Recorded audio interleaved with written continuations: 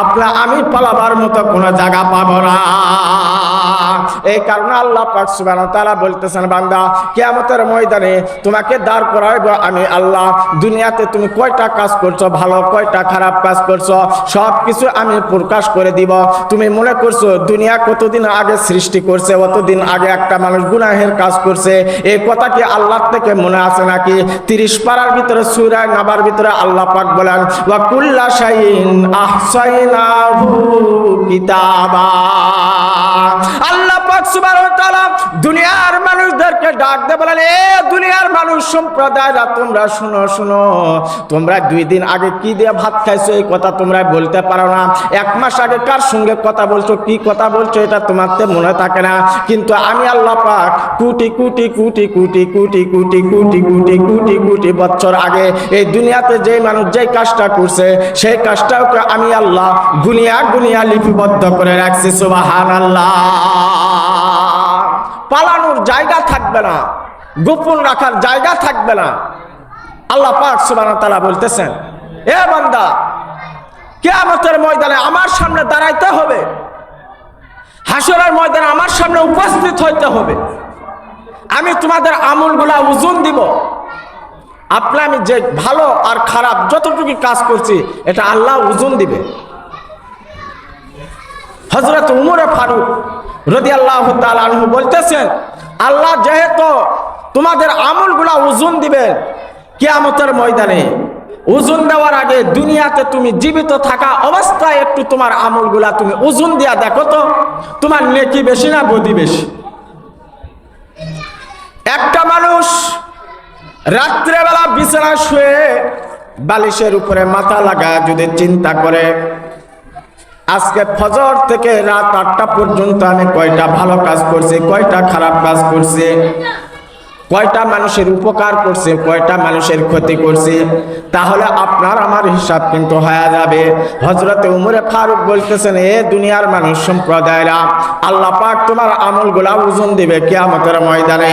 আল্লাহ ওজন দেওয়ার আগে একটু তোমরা দুনিয়াতে তোমার আমলগুলা ওজন দিয়া দাও। হযরত উমর ফারুক দুনিয়ার মানুষদেরকে ডাক দিয়ে বলতেছেন, এ দুনিয়ার মানুষ সম্প্রদায়রা, আল্লাহ পাক কিয়ামতের ময়দানে তোমাদের আমলগুলা এরকম ভাবে হিসাব নিকাশ নেবেন, কয়টা ভালো কাজ করছো, কয়টা খারাপ কাজ করছো, দুনিয়াতে কয়টা মানুষের অন্যায় করছো, কয়টা মানুষের তুমি উপকার করছো, এগুলা তোমাদের তা আল্লাহ পাক সেই দিন হিসাব নেবেন কিয়ামতের ময়দানে। কিন্তু তুমি একবার রাত্রে বেলা মাথা বালিশের উপরে লাগাইয়া রাত্রে বেলা চিন্তা করো, আমি দুনিয়াতে কয়টা ভালো কাজ করছি, কয়টা খারাপ কাজ করছি, কয়টা মানুষের অন্যায় করলাম আর কয়টা মানুষের ক্ষতি করলাম। তুমি একটু হিসাবগুলা মিলে আলাও, তাহলে দেখবা তুমি মৌতের পরে আল্লাহর সামনে জবাবদিহি করতে হবে না। এই কারণে আল্লাহ পাক বলতেছেন, ওয়া মান খাফা মাকাম রাব্বিহি ওয়া নাহান নাফসা আনিল হাওয়া ফাইনাল জান্নাতা হিয়াল মাওয়া।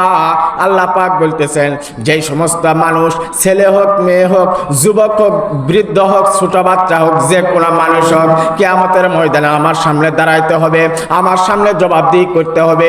এই ডরে এই ভয়ে যদি চোখের এক ফোঁটা যদি পানি যদি ফলাইতে পারে, আমি আল্লাহ ওয়াদা করতেছি তাকে আমি জান্নাতুল ফেরদাউস দেয়া দিব। সুবহানাল্লাহ। 2টা কাজ যদি কেউ করে যদি আসতে পারে, আল্লাহ পাক বলতেছেন, তাহলে আমি তাকে জান্নাত দিব। কি দিব বাবা? জান্নাত দিব। আল্লাহ পাক বলতেছেন তাদেরকে আমি এমন একটা পুরস্কার দিব যে পুরস্কারের নাম হলো জান্নাত। 1 নাম্বার, কিয়ামতের ময়দানে আল্লাহর সামনে দাঁড়াইতে হবে। এই ভয়ে এই ডরে যদি চোখের এক ফোঁটা পানি ফলাইতে পারে, আল্লাহ কি নিয়ে তোমার সামনে আমি উপস্থিত হব, আমার কোনো তো নেকি নাই, আমার কোনো সওয়াব নাই, গুনাহ করছি সারা জীবন, তোমার নাফরমানি করছি, আল্লাহ তুমি মাফ করে দাও, আল্লাহ তুমি মাফ করে দাও, এই কথা বলে বলে যদি চোখের এক ফোঁটা পানি ফেলাইতে পারি। আর 2 নাম্বার, আমার মন যা চায়, একটা গুনার কাজ করতে মন চাইতেছে, সেখান থেকে যদি মনকে যদি বুঝায়, ও মন এই গুনার কাজ করা যাবে না। আচ্ছা আপনারা বলেন তো, একটা মানুষ যদি আল্লাহর সামনে দাঁড়াইতে হবে, আল্লাহর সামনে একদিন দাঁড়াইতে হবে, আল্লাহর সামনে আমাকে জবাবদিহি করতে হবে, এই কথা কোনো মানুষ যদি দিলের ভিতরে যদি এই কথাটা বসাইতে যদি পারে, এই মানুষের দ্বারা কোনোদিন জমিনের ভিড়ের আল কি বেশি কাটতে পারবে? বলেন তো বাবা, এই মানুষ কি চুরি করতে পারবে? এই মানুষ কি ডাকাতি করতে পারবে? সন্ত্রাসী করতে পারবে? রাহাজানি করতে পারবে? খুন করতে পারবে? কোনো কিছু করতে পারবে না। যেই মানুষের ভয়, আল্লাহর ভয় যে মানুষের দিলের ভিতরে আছে, এই মানুষের দ্বারা কোনোদিন কোনো মানুষ কষ্ট পাইতে পারে না। যেই মানুষ একবার নিজের মনকে বলবে, ও মন, তুমি এমন এক সময় দুনিয়াতে ছিলা তোমাকে কেউ চিনত না, আব্দুর রহমান বলে তোমাকে কেউ চিনত না, আব্দুল করিম বলে তোমাকে কেউ চিনত না। আজকে আমি চেয়ারম্যান, আজকে আমি মেম্বার, আজকে আমি এমপি, আজকে আমি মন্ত্রী, আজকে আমি বড় ডাক্তার, আজকে আমি বড় ডক্টর, লয়ার, সচিব, আজকে আমি প্রধান উপদেষ্টা, আজকে আমি ধর্মমন্ত্রী, আজকে আমি পররাষ্ট্রমন্ত্রী, আজকে আমি বড় মুফতি, আজকে আমি বড় মুহাদ্দিস, আজকে আমি বড় হুজুর, গ্রামের বড় মাতব্বর। একটু আমি বুকের ভিতরে হাত দেয়া বলি তো, এমন একদিন ছিল আপনাকে আমাকে নাম বললে কেউ কি চিনত বাবা? আজ থেকে 100 বছর আগে কেউ কি চিনত? কেউ চিনত না। আল্লাহ পাক সুবহানাহু ওয়া তাআলা 29 পারার ভিতরে সূরাতুদ দাহরের ভিতরে আল্লাহ পাক বলতেছেন, ইয়া আইয়ুহাল মুদাসসির হাল আতা আলাল ইনসানি হিনুম মিনাদ দাহরি লাম ইয়াকুন শাইয়্যাম মাযকুরা। আল্লাহ পাক সুবহানাহু ওয়া তাআলা বলেন, বান্দা তুমি এক সময় ছিলে উল্লেখযোগ্য, তুমি একজন ছিলা, তোমার কোনো অস্তিত্ব ছিল না, তোমার কোনো অস্তিত্ব ছিল না। আমি আল্লাহ তোমাকে বীর্যয় এক ফোঁটা নাপাক পানি দ্বারা তোমাকে আমি সৃষ্টি করছি। এ বান্দা, আমি তোমাকে আমার কুদরতে তোমাকে আমি দুনিয়াতে জন্মগ্রহণ করাইলাম, এরপরে আমার দয়ায় তোমাকে হায়াত দিলাম। বান্দা, ও বান্দা, একদিন তোমাকে দুনিয়া থেকে চিনত না, এই দুনিয়াতে তোমাকে আমি চিনাইছি, এই দুনিয়াতে তোমাকে আমি বড় বড় পদ দান করছি। এই বড় বড় পদ পাইয়া তুমি যদি মাস্তানি আর গাদ্দারি যদি করো, তাহলে ইতিপূর্বে যারা মাস্তানি আর গাদ্দারি দুনিয়াতে করছে তারাও দুনিয়াতে থাকতে পারে নাই, তুমিও দুনিয়াতে থাকতে পারবে না। এটা তুমি ভালো করে রাখো। আজ থেকে হাজার হাজার বছর আগে ফেরাউন এই দুনিয়া রাজত্ব চালাইছিল, হামান, নমরুদ তারাও চালাইছিল। ফেরাউনকে আল্লাহ দুনিয়াতে জায়গা দেয় নাই, হামানকে আল্লাহ দুনিয়াতে জায়গা দেয় নাই, কারুনকে আল্লাহ দুনিয়াতে জায়গা দেয় নাই। যে সমস্ত জালিম কোরআনের উপর আঘাত নিয়ে আসবে, মসজিদের উপর আঘাত নিয়ে আসবে, উলামা একরামের উপর যারা আঘাত নিয়ে আসবে, ইসলামের উপর যারা আঘাত নিয়ে আসবে, এদেরকে আল্লাহ পাক দুনিয়াতে জায়গা দিবেন না, জায়গা তো দিবেন না, দুনিয়াতে বেইজ্জতি করিয়া তাদেরকে বের করে দিবে। কথা ঠিক বললাম না ভুল বললাম? আল্লাহ পাক বলে, ওয়া আম্মা মান খাফা মাকামা রাব্বিহি ওয়া নাহান নাফসা আনিল হাওয়া।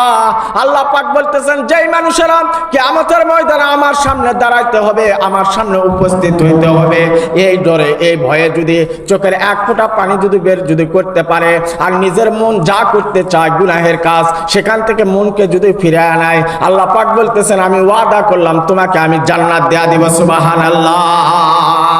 কোরআনের 19 আয়াত আল্লাহ পাক বলেন, ওয়ালিমান খাফা মাকামা রাব্বিহি জান্নাতান।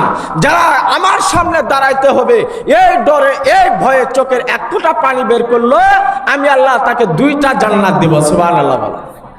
2টা জান্নাত দিবে। আল্লাহর সামনে দাঁড়াইতে হবে, এই ভয় আমরা কয়জন করি? হাদিসের ভিতরে আছে, হুজুর সাল্লাল্লাহু আলাইহি সাল্লাম বলেন, মিশকাতের হাদিস, তোমরা এমন ভাবে নামাজ পড়ো মনে করো যে তুমি আল্লাহকে দেখতেছো।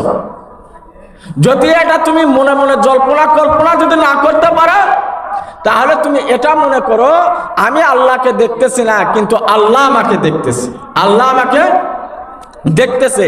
এই কথাটা যদি কোনো মানুষ ফজরের 4 রাকাত নামাজ পড়ে, 2 রাকাত সুন্নাত, 2 রাকাত ফরজ নামাজ পড়ার সময় যদি নিয়ত করে, দুনিয়ার কোনো মানুষ দেখতেছে না আমার নামাজ পড়া, আল্লাহ আমার নামাজ পড়া দেখতেছে।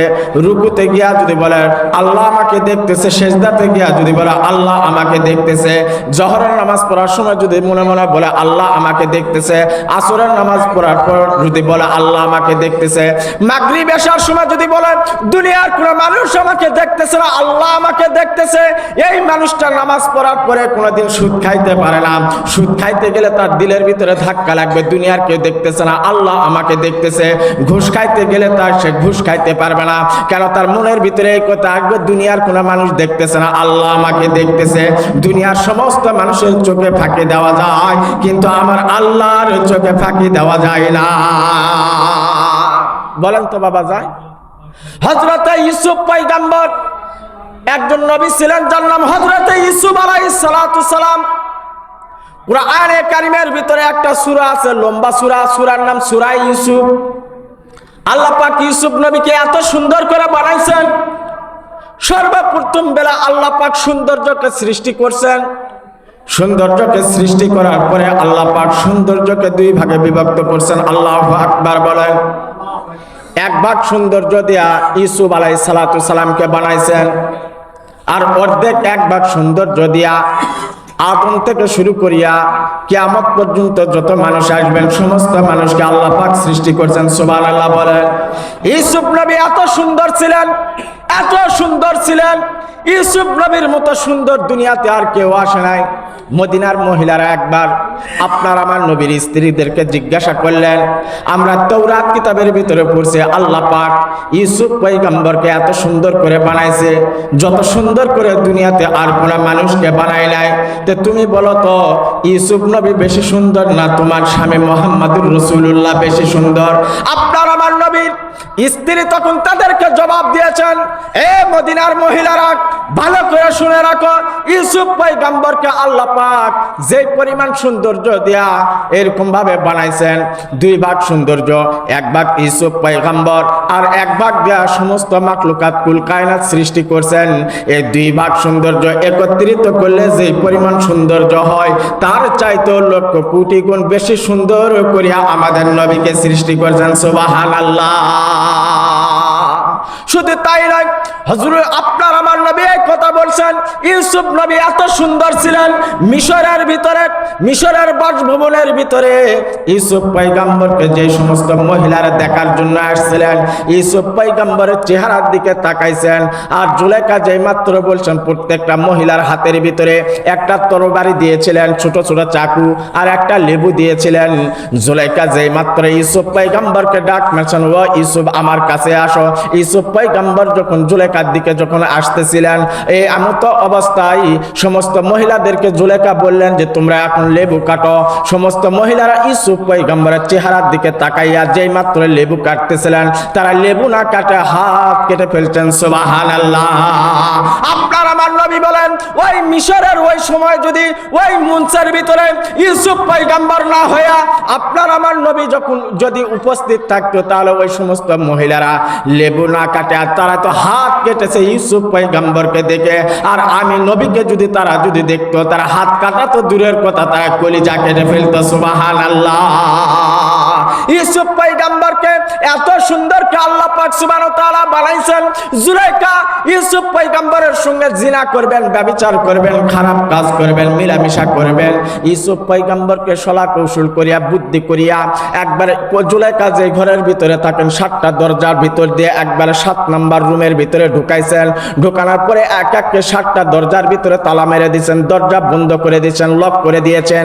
এমত অবস্থায় ইউসুফ পয়গম্বরের ভিতরে যেই মাত্র ঢুকছেন, জুলেখা পুরা শরীর থেকে যেই মাত্র কাফনগুলো সরাইছে মুসলমান, জুলেখা তো উলঙ্গ অবস্থা হয়েছে। ইউসুফ পয়গম্বর সেখানে নিচের দিকে তাকিয়ে আছেন, আল্লাহকে ডাক দিয়ে বলেন, ও গো পরওয়ারদিগার, আপনি আমাকে কোন পরীক্ষার ভিতরে পাঠাইলেন?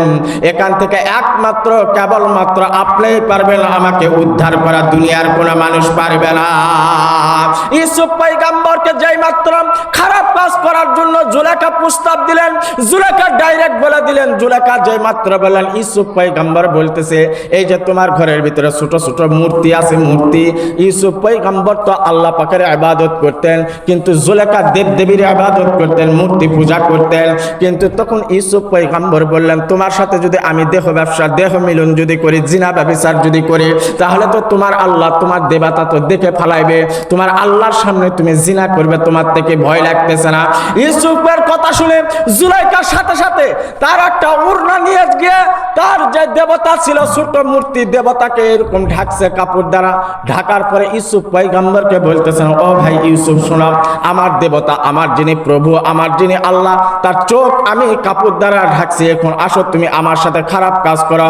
তখন ইউসুফ পয়গম্বর ডাক দিয়ে বলতেছেন, আসলে ঢাকিলে তুমি তোমার দেবতারের মুখ, কেমনে ঢাকিব আমার দিদাতারের মুখ? সুবহানাল্লাহ। ইউসুফ পয়গম্বর ডাক দিয়ে বলেন, তুমি যে আল্লাহর ইবাদত করো, তুমি যে আল্লাহর উপাসনা করো, তুমি যে দেবদেবীর উপাসনা করো, তার মুখ কাপড় দ্বারা, তার চোখ কাপড় দ্বারা ঢাকা যায়, কিন্তু আমি যে আল্লাহর, যে প্রভুর ইবাদত করি, তার চোখ কোনোদিন কাপড় দ্বারা ঢাকা যায় না। কথা ঠিক বললাম না ভুল বললাম? শুধু তাই নয় মুসলমান, দুনিয়ার সমস্ত মানুষকে ধোঁকা দেওয়া যাবে, কিন্তু আল্লাহকে ধোঁকা দেওয়া যাবে না। একজন নবী ছিলেন, যার নাম হযরতে ইউনূস আলাইহিস সালাম, নাম শুনছেন? হযরতে ইউনূস আলাইহিস সালাম যখন পানিপথে যাইতেছিলেন, আপনারা ঘটনা শুনছেন, সংক্ষেপে বলতেছি। মাছের পেটের ভিতরে ইউনূস পয়গম্বর, শুধু একটা মাছের পেটে না, তাফসীরের কিতাবের ভিতরে আছে দুইটা মাছের ভিতরে ছিলেন, দুইটা মাছের পেটের ভিতরে ইউনূস পয়গম্বর। প্রথমে যে মাছটা ইউনূস পয়গম্বরকে খাইছেন, এটা ছোট্ট একটা মাছ ছিল। পরবর্তীতে যে মাছটা খাইছেন, এই মাছটা প্রথম মাছের চাইতে একটু বড় মাছ ছিল। হ্যাঁ মুসলমান, সমুদ্র সৈকতের ভিতরে যতগুলা প্রাণী আছে, এদের খাবার হলো যে প্রাণীকে হজম করতে পারবে খায়া, তাদের খাদ্য আল্লাহ পাক সেই সমস্ত প্রাণীকে বানাইছেন। বড় মাছের খাবার হলো ছোট মাছ। দেখবেন এই কারণে দুনিয়াতে দেখবেন ছোট নেতা বড় নেতা ছোট নেতারে খায় ফেলায়, বড় হুজুর ছোট হুজুরদেরকে খায় ফেলায়, বড় পীর সাহেব ছোট পীর সাহেবদেরকে খায় ফেলায়। কেন? এটা হলো আদত, এটা হলো অভ্যাস। আল্লাহ পাক সুবহানাহু ওয়া তাআলা বলতেছেন, আমার দোস্ত, আমার হাবিব ইউনূস পয়গম্বরকে প্রথম যে মাছটা খাইছেন এটা ছোট মাছ, এরপরে যে মাছটা খাইছেন এটা হলো বড় মাছ।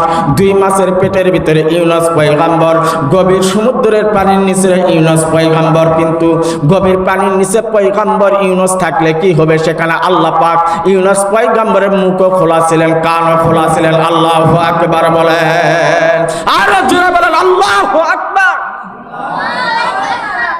ইউনূস পয়গম্বর দুই মাছের পেটের ভিতরে, গভীর সমুদ্রের পানির ভিতরে, কিন্তু সেখানে ইউনূস পয়গম্বর মুখ খোলা ছিল, কানও খোলা ছিল ইউনূস পয়গম্বরের। ইউনূস পয়গম্বর বলতেছেন, আমি সেখানে শুনতে পারতেছি। ইউনূস পয়গম্বর বলতেছেন, সমুদ্রের ভিতরে যত মাখলুক আছে, মাছ আছে, সবগুলো আল্লাহর নামে তাসবিহ জপতেছে, সুবহানাল্লাহ। ইউনূস পয়গম্বর বলেন, আমার কান দিয়ে আমি শুনতে পারতেছি, সমুদ্রের নিচে পানির ভিতরে যত প্রাণী আছে, সমস্ত প্রাণী আল্লাহর নামে জিকির করতেছে। আমার জবান তো খোলা, মুখ খোলা। ওই পানির ভিতরে দুই মাছের পেটের ভিতরে থাকে ইউনূস পয়গম্বর জিকির করতেছেন, লা ইলাহা ইল্লা আনতা সুবহানাকা ইন্নী কুনতু মিনাজ জালিমিন। গভীর পানির ভিতর থেকে দুই মাছের পেটের ভিতরে ইউনূস পয়গম্বর থাকে, আর সেখান থেকে আল্লাহর নামে জিকির করতেছেন, আল্লাহকে ডাক দিয়ে বলতেছেন, ও গো আল্লাহ, ও গো পরওয়ারদিগার, আপনি পুত পবিত্র, আপনি পবিত্র, আপনি মহান, আমি হলাম জালিম, আমি জুলুম করছি। ইউনূস নবী বলতেছেন, আল্লাহ তুমি পুত পবিত্র, আমি জালিম, আমি নিজের নফসের উপর জুলুম করছি। ও পরওয়ারদিগার, গভীর পানির নিচে দুই মাছের পেটের ভিতরে, এখান থেকে আমাকে উদ্ধার করার মতো দুনিয়ার কোনো মানুষ আমাকে সাহায্য করতে পারবে না তুমি ছাড়া। তুমি যদি ইচ্ছা করো আমাকে এখান থেকে পরিত্রাণ করতে পারেন, মাফ করতে পারেন, উদ্ধার করতে পারেন। ইউনূস পয়গম্বর গভীর পানির ভিতর থেকে কথাগুলো বলতেছেন। আপনারা বলেন তো, দুনিয়ার কোনো রাজা বাদশা না শুনলেও শুনেন কে? আল্লাহ। কে শুনেন বাবা বলেন তো? আল্লাহ। সাথে সাথে আসমান থেকে আল্লাহ পাক ইউনূস পয়গম্বরের কথা শুনে ডাক দিয়ে বলতেছেন, আল্লাহ পাক সুবহানাহু ওয়া তাআলা বলতেছেন, ফাস্তাজাবনা লাহু ওয়া নাজ্জাইনাহু মিনাল গাম। আমি আল্লাহ ইউনূস পয়গম্বরকে গভীর পানির নিচ থেকে দুই মাছের পেট থেকে যেভাবে পরিত্রাণ দান করছি, আজ কিয়ামত পর্যন্ত দুনিয়াতে যত মানুষ আসবে বিপদে পড়বে, আমার কাছে যদি সাহায্য চায়, আমি আল্লাহ ইউনূস পয়গম্বরের মতো আমি সাহায্য করব। সুবহানাল্লাহ। সুবহানাল্লাহ। আল্লাহ পাক সুবহানাহু ওয়া তাআলা বলতেছেন, ফামান কানা ইয়ারজু লিকা রাব্বিহি ফালইয়ামাল আমালান সলিহা ওয়ালা ইশরিক বিইবাদাতি রাব্বিহি আহাদা। আল্লাহ পাক সুবহানাহু ওয়া তাআলা ডাক দে দুনিয়ার মানুষদেরকে বলতেছেন, এই দুনিয়ার মানুষেরা তোমরা ভালো করে শোনো, তোমরা দুনিয়ার থেকে যদি দুইটা কাজ যদি করে যদি আসতে যদি পারো, আমি আল্লাহ তোমাদেরকে ওয়াদা করতেছি কিয়ামতের ময়দানে জান্নাতের ভিতরে আমি আল্লাহ তোমাদের সাথে দিদার আর সাক্ষাৎ করব। সুবহানাল্লাহ। আমি কোনদিন আল্লাহকে দেখি নাই, দেখছি বাবা বলেন তো? আল্লাহকে দেখি নাই। একটা মেয়ে একটা ছেলে প্রেম করে, সারাদিন সারা রাত মোবাইলে কথা হয়, কিন্তু সামনাসামনি কোনোদিন হয় নাই। বর্তমান তো বড় মোবাইল নামছে টাচ মোবাইল, ভিডিও ফোনে কথা হয়, কিন্তু আজ থেকে 10-11 বছর আগের দিকে আপনি যান, ওই সময় কিন্তু ভিডিও ফোন ছিল না, শুধু অডিও ফোন ছিল। কথা হয় কিন্তু দেখা যায় না। এক মেয়ে একটা ছেলেকে মহাব্বত করে ভালোবাসে, একজন থাকে ঢাকায়, একজন থাকে আপনাদের দিনাজপুরে।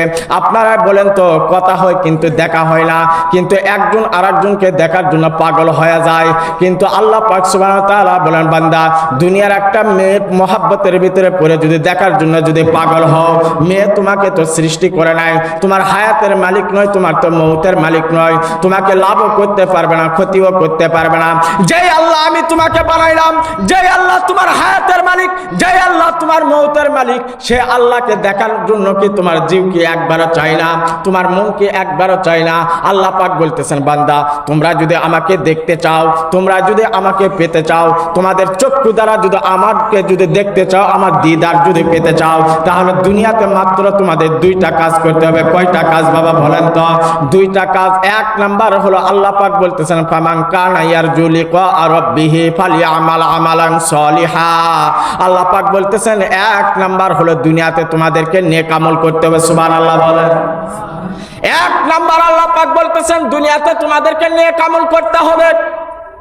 আমরা কোনদিন আল্লাহকে দেখি নাই। হাদিসের ভিতরে আছে জান্নাতের ভিতরে বলে আল্লাহ পাক দেখা দিবেন। সাহাবায়ে কেরাম জিজ্ঞাসা করলেন, ইয়া রাসূলুল্লাহ, কিয়ামতের ময়দানে জান্নাতের ভিতরে হাজার হাজার লক্ষ লক্ষ মানুষ থাকবে, আল্লাহ দেখা দিবেন, আল্লাহকে দেখতে সমস্যা হবে না? নবী হাদিসের ভিতরে বলেন, সাতারাউনা রাব্বাকুম কামা তারাউনা হাযাল কমার। এ দুনিয়ার মানুষেরা শোনো, দুনিয়াতে যেমন 14 তারিখে পূর্ণিমার রাত্রিতে আকাশের ভিতরে যেমন চাঁদ উঠে সারা দুনিয়ার মানুষ দেখে, যেমন কোনো সমস্যা হয় না, জান্নাতের ভিতরে আল্লাহকে আল্লাহর বান্দা বান্দি লক্ষজন দেখবে, কোনো সমস্যা হবে না। সুবহানাল্লাহ। আল্লাহ পাক বলতেছেন, বান্দা আমাকে তুমি কেন দেখতে মন চাই না? মুসা আলাইহিস সালাতু সালাম আল্লাহ পাককে দেখার জন্য পাগল করা হয়েছিল কি হয়েছিলেন না বাবা বলেন তো? আল্লাহ পাক বলতেছেন, তুমি একটা মেয়ের পাগল হইয়া মেয়েকে দেখার জন্য পাগল করা হইলা, কিন্তু মেয়ে তোমার তো লাভ ক্ষতি তো করতে পারে না, কিন্তু আমি আল্লাহ তোমার লাভ ক্ষতি করতে পারি। ইচ্ছা করলে তোমাকে মৃত্যু ঘটাইতে পারি, ইচ্ছা করলে তোমাকে অসুস্থতার ভিতরে ফালায় দিতে পারি, ইচ্ছা করলে তোমাকে আমি ফকির বানাইতে পারি, ইচ্ছা করলে তোমাকে আমি শিল্পপতি বানাইতে পারি, কোটিপতি বানাইতে পারি, কিন্তু এরপরেও কি আমাকে দেখার কি তোর আগ্রহ জাগে না? তোর কি এরকম মন কি চায় না? আল্লাহ পাক বলতেছেন, বান্দা দুনিয়াতে তোমরা আমাকে দেখো নাই, জান্নাতের ভিতরে তোমাদেরকে দেখা দিব। তোমরা মাত্র দুইটা কাজ করবা, বেশি কাজ করবা না, বেশি কাজ তোমাদের জন্য করতে হবে না। এক নাম্বার হলো তোমরা নেক আমল দুনিয়াতে তোমরা করবে।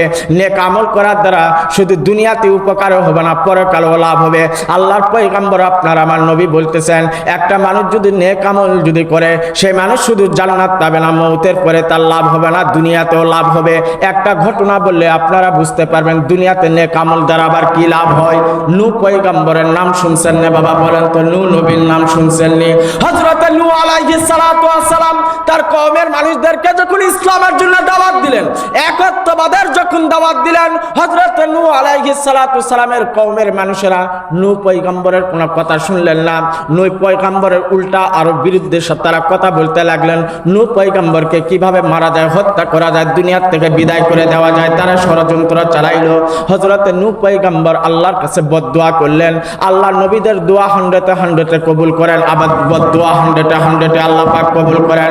নূহ পয়গম্বর আল্লাহকে ডাক দিয়ে বলেন, ও পরওয়ারদিগার, আমার কওমের মানুষদেরকে, এই এলাকার মানুষদেরকে তুমি ধ্বংস করিয়া দাও। আল্লাহ পাক নূহ পয়গম্বরের দোয়াকে আল্লাহ পাক কবুল করে নিলেন, বদদুয়াকে। আল্লাহ পাক নূহ পয়গম্বরকে ডাক দিয়ে বলেন, ও নূহ পয়গম্বর, তুমি একটা কিস্তি বানাও, তুমি একটা নৌকা বানাও। নৌকা বানাইবে, শর্ত হলো এই নৌকার উপরে সবজনকে তুমি উঠাইতে পারবে না।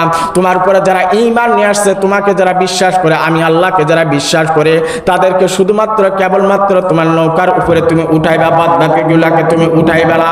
হযরত নূহ পয়গম্বর যখন এই কথাগুলা ওই সময় তার কওমের মানুষদেরকে যখন বললেন, শেষবারের মতো যখন দাওয়াত দিলেন, তৎকালীন জামানার ভিতরে একজন বৃদ্ধা মহিলা ছিলেন, মুসলমান, খুব আবেদা জাবেদা মহিলা মানুষ, সবসময় আল্লাহর নামে জিকির করতেন, নেক আমল করতেন, নেক আমলের ভিতরে ব্যস্ত থাকতেন। নূহ পয়গম্বরকে ডাক দিয়ে বলেন, ও নূহ পয়গম্বর, শোনো, আমি বৃদ্ধ মানুষ, আমার কথা সব কথা মনে থাকে না, স্মরণে থাকে না। যেদিন প্লাবন শুরু হয়ে যাবে, আল্লাহর গজব দুনিয়াতে আসবে, যখন এরকম ভাবে বন্যা শুরু হয়ে যাবে, পানি আর পানি যখন হয়ে যাবে, তোমার নৌকাতে সকলকে তুমি উঠাইবা, তার ভিতরে আমাকে তুমি কিন্তু উঠায় নিও। নূহ পয়গম্বর বলছেন, ঠিক আছে বৃদ্ধা মা, তোমার তো কোনো টেনশন করার দরকার নাই, তুমি চলে যাও। যেই দিন প্লাবন শুরু হয়ে যাবে, তোমাকে আমি বাড়ির থেকে ডেকে নিয়ে আসা, আমি নৌকার উপরে উঠায় নিব। নূহ পয়গম্বর চলে গেছে বাড়িতে, বৃদ্ধা মহিলাও বাড়িতে চলে গেছেন। আল্লাহ পাকের ওয়াদা মাফিক প্লাবন শুরু হয়ে গেছে, আসমান থেকে বৃষ্টি শুরু হয়ে গেছে, মাটির থেকেও এরকম ভাবে পানি উঠতেছে, আল্লাহ পাকের গজব শুরু হয়ে গেছে। হযরত নূহ পয়গম্বর তার কওমের মানুষদেরকে যারা ঈমান নিয়ে আসছিলেন, এদেরকে নৌকার উপরে উঠাইছেন। নৌকার উপরে যে উঠাইছেন, বৃদ্ধা মহিলার কথা স্মরণ নাই। এক লাগাতার 40 দিন পর্যন্ত আসমান থেকে পানি পড়ে, মাটির নিচ থেকেও পানি উঠে, প্লাবন শুরু হয়ে গেছে, গাছপালা ধ্বংস হয়ে গেছে, ঘর বাড়ি ধ্বংস হয়ে গেছে, পক্ষকালী সবগুলা ধ্বংস হয়ে গেছে, মানুষ সব মারা গেছে। 40 দিন পরে জুদি নামে পাহাড়, পাহাড়ের মাথার চৌড়ায়, পাহাড়ের মাথার উপরে এই নূহ পয়গম্বরের নৌকা সেখানে অবস্থান করলেন, সেখানে দাঁড় করাইলেন। নূহ পয়গম্বর নৌকার ভিতরে লক্ষ্য করে দেখতেছেন, সকলকে উঠাইছে, কিন্তু বৃদ্ধা মহিলাকে উঠাইতে ভুলে গিয়েছেন। নূহ পয়গম্বর সাথে সাথে জুদি নামে পাহাড়ের মাথার থেকে নামে বৃদ্ধা মহিলার বাড়ির দিকে দৌড়াইতেছে। আরে বৃদ্ধা মহিলা তো আমাকে বলছিল আমার নৌকাতে উঠানোর জন্য, কিন্তু আমার তো মনে ছিল না। বৃদ্ধা মহিলা মনে হয় ধ্বংস হয়ে গেছে, পানির নিচে মারা গেছে। নূহ পয়গম্বর কি করলেন, দৌড়ে যখন বৃদ্ধার বাড়িতে গেলেন, আল্লাহু আকবার, বৃদ্ধার বাড়িতে যেতে কি না যেতেই বৃদ্ধা মহিলার বাড়ির দরজায় গিয়ে যে মাত্র দাঁড়াইলেন নূহ পয়গম্বর, নূহ পয়গম্বর শুনতে পাইতেছেন বৃদ্ধা মহিলার বাড়ি তো যেমন আগেও ছিল, এখনো তেমন আছে। বৃদ্ধা মহিলা ঘরের ভিতরে বসে বসে আল্লাহর নামে জিকির করতেছে, সুবহানাল্লাহ। হযরত নূহ আলাইহিস সালাতু সালাম আশ্চর্য, বড় বড় বিল্ডিং ধ্বংস হয়ে গেছে, বড় বড় গাছপালা ধ্বংস হয়ে গেছে, হাজার হাজার মানুষ মারা গেছে, তারা পচে গেছে, গলে গেছে, সব কিছু ধ্বংস হয়ে গেল। কিন্তু বৃদ্ধা মহিলার বাড়ি, বেড়ার বাড়ি, টিনের বাড়ি, তার বাড়ি তো ঠিক আছে, বৃদ্ধা মহিলাও তো ঠিক আছে, সে তো আল্লাহর নামে জিকির করতেছেন। আল্লাহর নবী নূহ আলাইহিস সালাতু সালাম সঙ্গে সঙ্গে মুরাকাবার ভিতরে বসে গেলেন, আল্লাহকে ডাক দিয়ে বলেন, ও গো পরওয়ারদিগার, এটা আপনার কেমন কারিশমা, এটা আপনার কেমন লীলা খেলা। 40 দিন পর্যন্ত বৃদ্ধা মহিলা পানির নিচে, তার বাড়িও ঠিক আছে, সেও ঠিক আছে, তার কোনো ক্ষতি হয় নাই। আল্লাহ, এটা তুমি কেমনে কি করলা? আল্লাহ পাক ডাক দিয়ে বলতেছেন, ফাযকুরুনি আযকুরুকুম।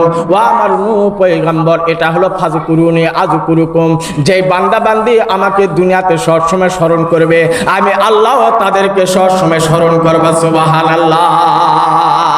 এই কারণে আল্লাহ পাক বলেন, ফামান কানা ইয়ারজু লিকা রাব্বিহি ফালিয়ামাল আমালান সলিহা।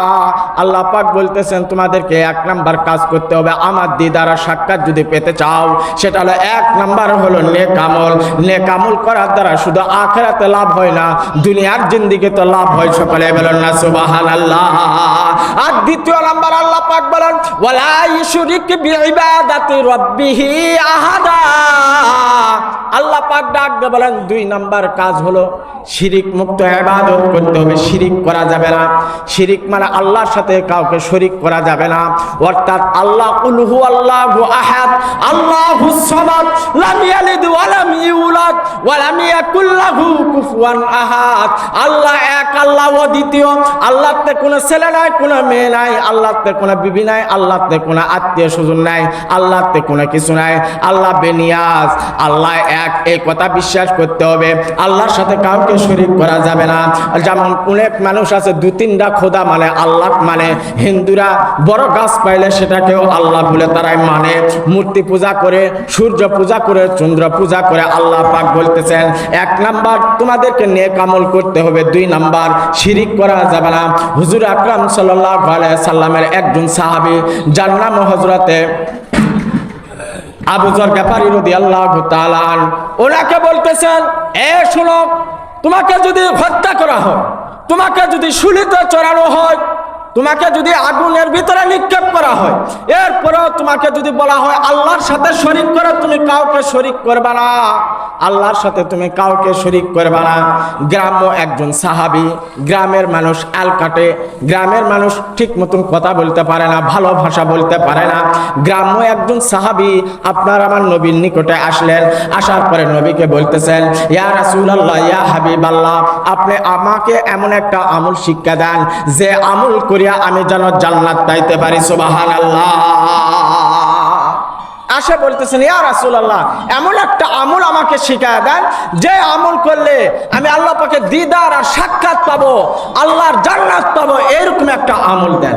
তখন আপনার আমার নবী ওই সাহাবীকে বললেন এ শুনো, 1 নাম্বার তুমি 5 ওয়াক্ত নামাজ পড়বে, 2 নাম্বার রমজান মাসের রোজা রাখবে, 3 নাম্বার যাকাত দিবে, 4 নাম্বার হজ করবে, 5 নাম্বার আল্লাহর সাথে কাউকে তুমি শরীক করবে না। এই 4-5টা কথা বলছেন এই গ্রাম্য সাহাবী। সেখান থেকে উঠে আপনার আমার নবীকে বলতেছেন আল্লাহর কসম, আল্লাহর কসম, আল্লাহর কসম ইয়া রাসূলুল্লাহ, আপনি যে 5টা কথা আমাকে বললেন এর ভিতরে আমি একটু কমতিও করব না, কমও করব না, আবার একটু বেশিও করব না। এক্ষুনি আমি যাইতেছি, এই কথাগুলোর উপরে আমি আমল করব। এই কথা বলে ওই গ্রাম্য সাহাবী বাড়ির দিকে যাইতেছেন।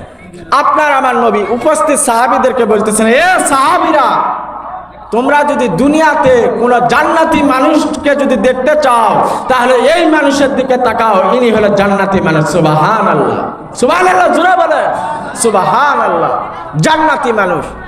এই কারণে হাদিসের ভিতর আছে হুজুর সাল্লাল্লাহু আলাইহি ওয়াসাল্লাম বলেন 3 প্রকার চক্ষুর জন্য আল্লাহ পাক জাহান্নামের আগুনকে হারাম করে দিয়েছেন।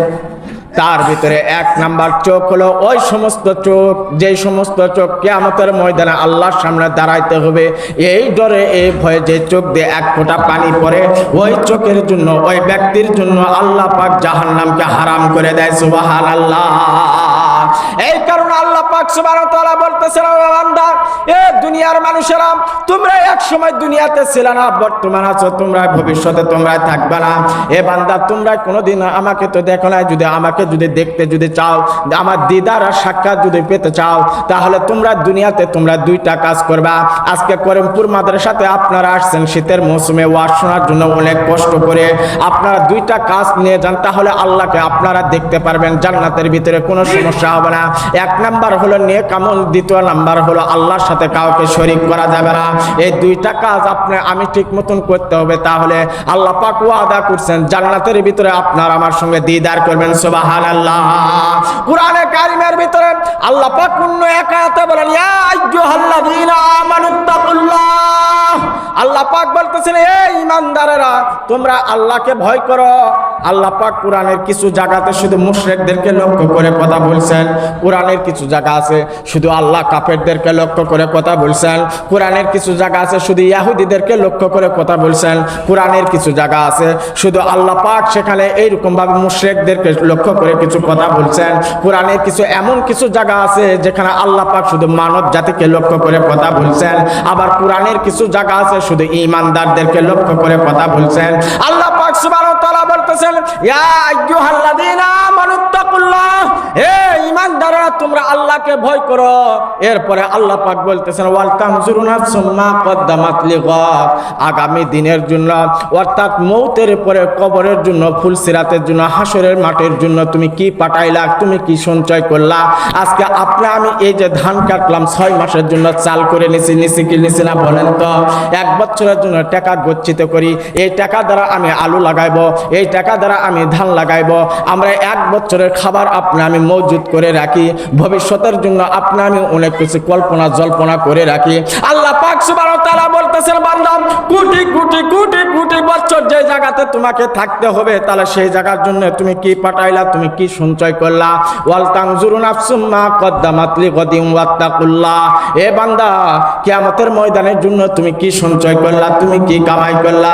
দুনিয়ার 60-70 বছর জিন্দেগির জন্য যদি আপনার আমার গাড়ি লাগে, আপনার আমার যদি বাড়ি লাগে, আপনার আমার যদি টাকা লাগে, অর্থ লাগে, সম্পদ লাগে, তাহলে মৌতের পরে কোটি কোটি বছর যে কবরে থাকবো, তাহলে সেখানে কি আপনার আমার বাড়ির দরকার নাই, গাড়ির কি দরকার নাই, নারীর কি দরকার নাই? আল্লাহ পাক বলতেছেন, বান্দা 60-70 বছর জিন্দেগির জন্য তুমি যদি এত আরাম আয়েশের জন্য যদি এত কিছু যদি করো, তাহলে কোটি কোটি বছর যেই কবরে থাকবে, সেই কবরের জন্য তুমি কি ব্যবস্থা করতেছো, তুমি কি নিয়ে আসতেছো? আল্লাহ পাক সুবহানাহু ওয়া তাআলা বলতেছেন, বান্দা যদি কোনো কিছু সঞ্চয় যদি না যদি করে আসো, তাহলে তোমাকে কিন্তু জাহান্নামে যাওয়া লাগবে, আমার শাস্তি ভোগ করা লাগবে। এই কারণে আপনার কামা কোথায় শেষ করে দেব, শেষ করে দেব, 7টায় শেষ করেন, সময় আছে। শেষ তো ভাই 7টা বাজে, শেষ করবো।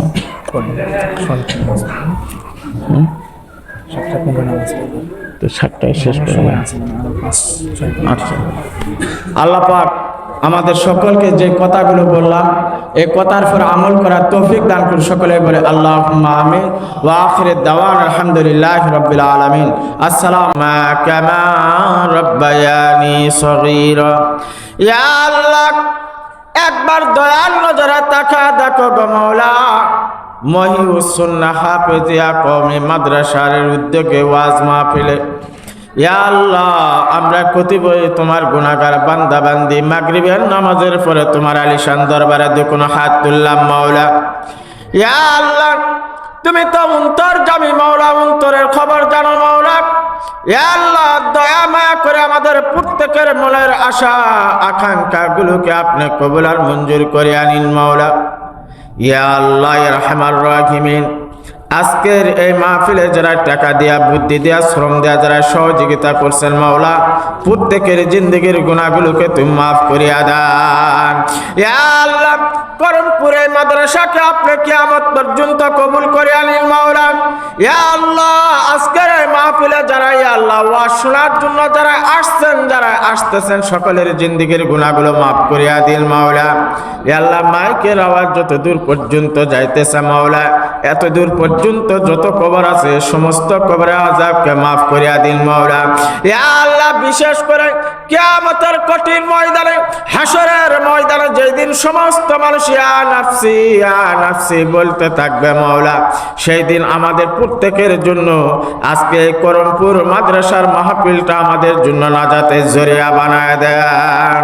সুবহানা রাব্বিকা রাব্বিল ইজ্জাতি আম্মা ইয়াসিফুন ওয়া সালামুন আলাল মুরসালিন ওয়ালহামদুলিল্লাহি রাব্বিল আলামিন বিরহমাতিকা ইয়া আরহামার রাহিমিন। একটু মহব্বতে জিকির করে লা ইলাহা, আর জোরে লা ইলাহা ইল্লাল্লাহ, লা ইলাহা হয় নাই, লা ইলাহা ইল্লাল্লাহ, লা ইলাহা, লা ইলাহা ইল্লাল্লাহ। বলেন যা দিলে আছে রে আল্লাহর ভয়, বলেন যা দিলে আছে রে আল্লাহর ভয়, আল্লাহ আল্লাহ সবসময়। আহার নিদ্রা ভালো লাগে না, আহার নিদ্রা ভালো লাগে না, ভালো লাগে শুধু ইল্লাল্লাহ, লা ইলাহা ইল্লাল্লাহ, লা ইলাহা ইল্লাল্লাহ, লা ইলাহা ইল্লাল্লাহ। সুবহানাল্লাহ, আল্লাহু লা ইলাহা ইল্লাহু, সুবহানাল্লাহ, আল্লাহ জি আমরা সবাই কবরের আসামি বলেন সুবহানাল্লাহ আল্লাহ জি আমরা সবাই কবরের আসামি কাফনের কাফন খুলিয়া দেখো বলেন কাফনের কাফন খুলিয়া দেখো আল্লাহর জিকির আছে নাকি আল্লাহ আল্লাহ আল্লাহু লা ইলাহা ইল্লাহু সুবহানাল্লাহ আল্লাহু লা ইলাহা ইল্লাহু সুবহানাল্লাহ আল্লাহ জি আমরা সবাই কবরের আসামি লা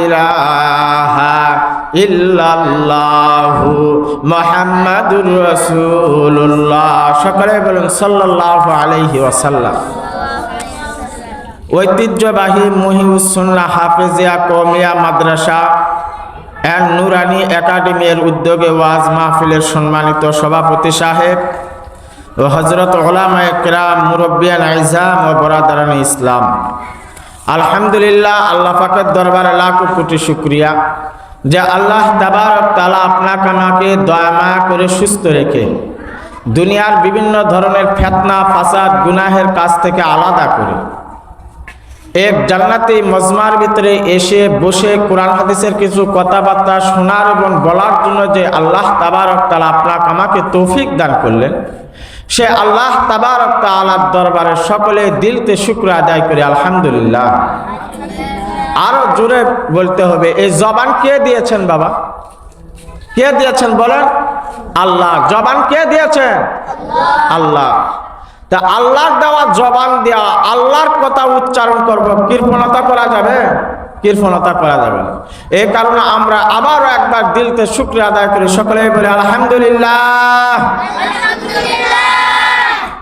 আল্লাহ পাক এই সময়ে হাজারো মানুষকে হাজারো জায়গাতে রাখছেন কত মানুষ আছে এই সময়ে রোড অ্যাক্সিডেন্টে আহত হয়ে হাসপাতালের বেডে আছে না নাই কত মানুষ এই সময় মারা গেছে মাইকে এলান হইতেছে কত মানুষের জানাজা হইতেছে কত মানুষ রাস্তাঘাটে আছে কত মানুষ টিভির সামনে বসে বসে টিভি দেখতেছে কত মানুষ আছে চার দোকানে বসে বসে আড্ডা মারতেছে কত মানুষ আছে এই সময়ে তাস খেলতেছে জুয়া খেলতেছে ইয়াবা বড়ি খাইতেছে ফেন্সিডিল খাইতেছে নিশা করতেছে জিনার ভিতরে ব্যস্ত আল্লাহ পাক আপনাক আমাক সেগুলোর থেকে হেফাজত করিয়া জান্নাতি এক মজমার ভিতরে বসার যে আল্লাহ তৌফিক দান করলেন সে আল্লাহ পাকের দরবারে আবারও একবার দিল থেকে শুকরিয়া আদায় করি সকলে বলে আল্লাহু আকবার আরো জোরে বলেন আল্লাহু আকবার আল্লাহ পাক সুবহানাহু ওয়া তাআলা বলেন বান্দা একদিন এই জমিনে সাক্ষী দিবে কথা বলবে আপনি আমি যে জায়গাতে বসে আছি এই জায়গা একদিন সাক্ষী দিবে আল্লাহ পাক কোরআনে হাকিমের ভিতরে বলেন ইদা জুলজিলাতিল আরদু জিলজালাহা ওয়া আখরাজাতিল আরদু আসকালাহা ওয়া ক্বালাল ইনসানু মা লাহা ইয়াউমা ইদিন তুহাদ্দিসু আখবারাহা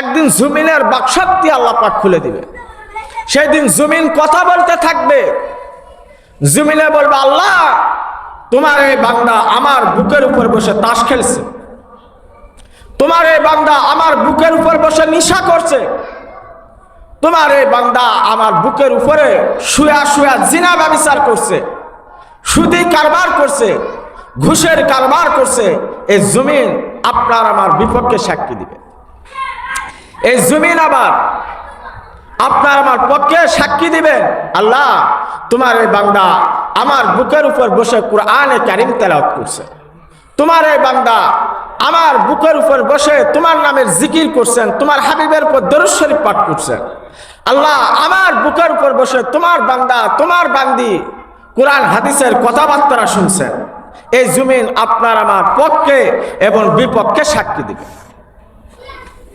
তো জমিনে কথা বলবে সেই দিন, মানুষেরা সেদিন বলতে থাকবে, আপনি আমি বলতে থাকবো ওয়াকালাল ইনসানু মা লাহা। দুনিয়ার সমস্ত মানুষেরা সেই দিন বলতে থাকবে, হায় আফসোস, এতদিন পর্যন্ত আমরা জানতাম মাটিতে কথা বলতে পারে না, জমিনে কথা বলতে পারে না। এই জমিনের উপরে কত বছর পর্যন্ত আমরা চলাফেরা করলাম, ধান লাগাইলাম, আলু লাগাইলাম, সরিষা লাগাইলাম, কোদাল দিয়ে কত মাটি কাটলাম, একদিনও তো কথা বললো না। কিন্তু আজকে তো জমিন তো সব প্রকাশ করে দিতেছে, জমিনের মাথার স্ক্রু মনে হয় ঢিল হয়ে গেছে, জমিন কথা বলবে। শুধু তাই না, সূরা ইয়াসিনের ভিতরে আল্লাহ পাক বলতেছেন ওয়া তুকাল্লিমুনা আইদিহিম ওয়া তাশহাদু আরজুলুহুম বিমা কানু ইয়াকসিবুন। আল্লাহ পাক বলতেছেন, বান্দা, কিয়ামতের মাঠ যেই দিন কায়েম হয়ে যাবে, তোমাদের আমলনামাগুলো তোমাদের সামনে ওইরকম ভাবে আমি পেশ করব, খুলে দিব। তোমাদের আমলনামা তোমাদের সামনে আমি খুলে দিব, প্রত্যেকের আমলনামাগুলো আমি তোমাদের গলার ভিতরে আমি লটকা দিব, ঝোলা দিব। তোমাদের আমলনামা তোমাদের সামনে পেশ করব আর বলবো, তোমাদের দুনিয়াতে যে সমস্ত কাজকর্মগুলা করছো এগুলো তুমি আজকে নিজেই পড়িয়া পড়িয়া তুমি আমাকে শোনায়া দাও। সুবহানাল্লাহ। আল্লাহ পাক বলতেছেন, বান্দা, কিয়ামতের মাঠ এমন একটা মাঠ হবে, এমন একটা দিন হবে যেই দিন কেউ কারো আপন হবে না, এমনকি ওয়া উম্মিহি ওয়া আবি ওয়া সাহিবাতিহি ওয়া বানি লিকুল্লি ইমরিইম মিনহুম ইয়াউমা ইযিন শাআনুন ইউগনি। আল্লাহ পাক বলতেছেন, পিতা তার সন্তানকে পরিচয় দিবে না, সন্তান তার পিতাকে পরিচয় দিবে না, মা তার মেয়েকে পরিচয় দিবে না, মেয়ে তার মাকে পরিচয় দিবে না, এক বন্ধু আর এক বন্ধুকে পরিচয় দিবে না, এক ভাই আর এক ভাইকে পরিচয় দিবে না। সেই দিন সমস্ত মানুষ বলতে থাকবে ইয়া নাফসি ইয়া নাফসি। যত নবী আসছেন সমস্ত নবী বলবেন ইয়া নাফসি ইয়া নাফসি, সমস্ত মানুষেরা বলবেন ইয়া নাফসি ইয়া নাফসি।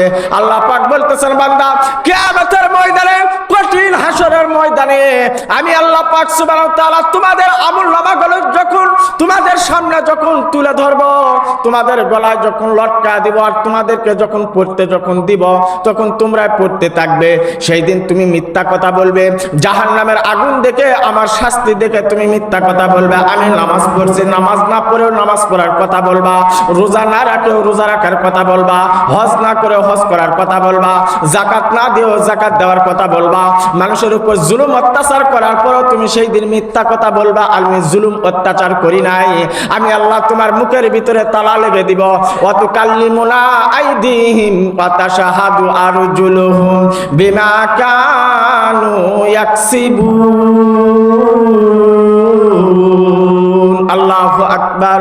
আল্লাহ পাক সুবহানাহু ওয়া তাআলা সূরা ইয়াসিনের ভিতরে বলতেছেন, এ দুনিয়ার মানুষেরা ভালো করে শুনে রাখো, ভালো করে শুনে রাখো। তুমি সেই দিন মিথ্যা কথা বলবে, তোমার মুখের ভিতরে আমি তালা মেরে দিব, তালা ঝুলাইয়া দিব, মুখ বন্ধ করে দিব। তোমার হাতে সাক্ষী দিবে, তোমার পায়ে সাক্ষী দিবে, তোমার চক্ষু সাক্ষী দিবে, তোমার কর্ণ সাক্ষী দিবে, তোমার মুখ সাক্ষী দিবে। সেই দিন মুখ তোমার বিরুদ্ধে কথা বলবে। আল্লাহ, এই মুখ দ্বারা আমি একজন বেগানা মহিলাকে আমি চুমো খাইছি। কান বলবে, আমি যেগুলো গুনার কাজ, এই গুনার কথাবার্তা গুলো আমি কান দ্বারা শ্রবণ করছি। চোখ বলবে, যেগুলো তুমি নিষেধ করছিলে দেখার জন্য, নিষেধকৃত জিনিসকে আমি দেখছি। সেই দিন আপনার আমার বিরুদ্ধে আপনার আমার চক্ষু সাক্ষী দিবে, আপনার আমার বিরুদ্ধে আপনার আমার হাত সাক্ষী দিবে, আপনার আমার বিরুদ্ধে আপনার আমার পা সাক্ষী দিবে। একটু চিন্তা করে দেখুন, কিয়ামতের ময়দানে